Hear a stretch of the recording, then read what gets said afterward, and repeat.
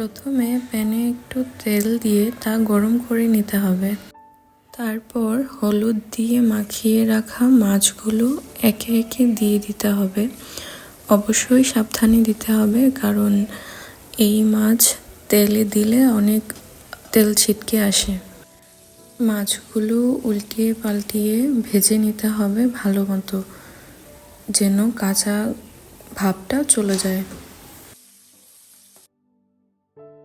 Half cup পরিমাণ পেঁয়াজ তেলে অল্প ভেজে নিতে হবে। পেঁয়াজ হালকা ভাজার পর কেটে রাখা টমেটো সাথে দিয়ে হালকা ভেজে নিব, যেন কাঁচা ভাবটা চলে যায়। পেঁয়াজ, রসুন, আদা বাটা একসঙ্গে মিক্স বাটা দিব 2 চা চামচ।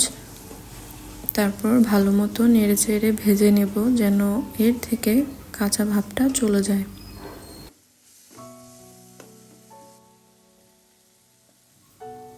অল্প কিছুক্ষণ ভাজার পর যখন এর থেকে কাঁচা ভাবটা চলে যাবে, তখন এর সাথে দিব 1.5 চা চামচ মরিচের গুঁড়ো, 1 চা চামচ ধনিয়ার গুঁড়ো আর 1 চা চামচ হলুদ গুঁড়ো।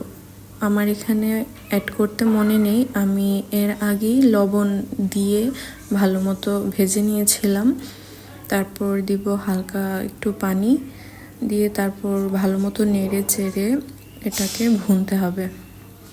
মশলা যত ভুনবেন ততই মজা হবে।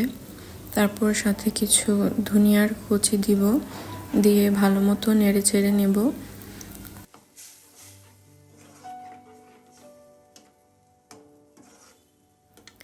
তারপর একে একে ভেজে রাখা মাছগুলো দিয়ে দিব। অবশ্যই সাবধানে দিতে হবে, যেন মাছগুলো ভেঙে না যায়।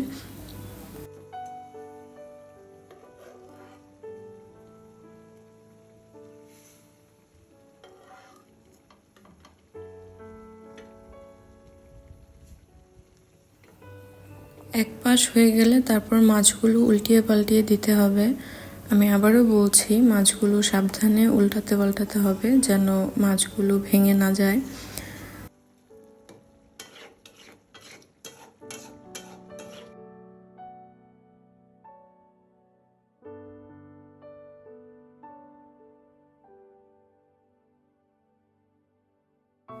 যখন পানি থেকে তেলটা ছাড়িয়ে আসবে, তখন বুঝে নিতে হবে আমাদের ভুনা কমপ্লিট।